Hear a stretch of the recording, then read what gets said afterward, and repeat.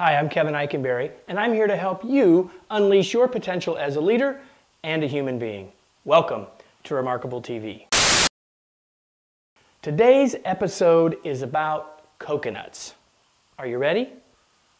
So, a couple of weeks ago, I'm traveling and I get an email from Laura on my team, who apparently was having lunch with Marissa on my team, who's shooting this video, and they were talking about coconuts, and then sent me an email that said I ought to do an episode for you about coconuts. Coconuts? Really? So apparently their conversation led to, is a coconut a fruit or is it a nut? And the reality is it's neither one.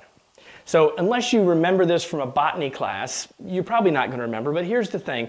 A coconut is not a vegetable, clearly. It's not a berry. It's not a nut, and it's not a fruit. Really, it's actually a drupe. And a drupe, without getting all botanical on you, is, well, it's a type of fruit that includes things like cherries and peaches and coconuts. So what does all this have to do with leadership? Well, actually, it has quite a lot to do with leadership, because you see, in your whole life, you've spent time thinking about, looking at, and eating coconuts. And yet, you don't know that much about them, really. And you as a leader spend a lot of time with your team. You're around them, you're emailing them, you're talking with them, and yet do you know that much about them? So it's one thing not to know a lot about a coconut. It's a whole other thing not to know that much about your team members, who are a lot more important, a lot more valuable, and getting to know them means a lot more and matters a lot more than anything we'll ever need to know about a coconut. Which leads us to today's tweet. Hey leaders, how well do you really know your team members, or are you getting by on the basics and assumptions? See, time spent getting to know your team members is extremely valuable. When you get to know your team members, you will build trust, you will build loyalty, you will build greater productivity, you will build longevity, and lots more. Time spent doing this is time well spent.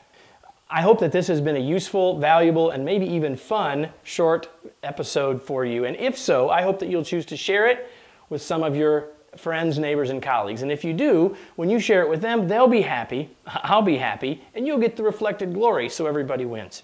Now, I don't like having all of my episode ideas come from my team, as smart as they are. So if you've got a great idea, or you've got a question that you'd like me to address in a future episode, leave us a note or a comment below, and we'll make sure we take care of that. And lastly, the whole idea of building better working relationships to be a more effective leader is one of the many topics that we talk about in all of our public leadership workshops, including the Bud to Boss workshop and the Remarkable Leadership workshop.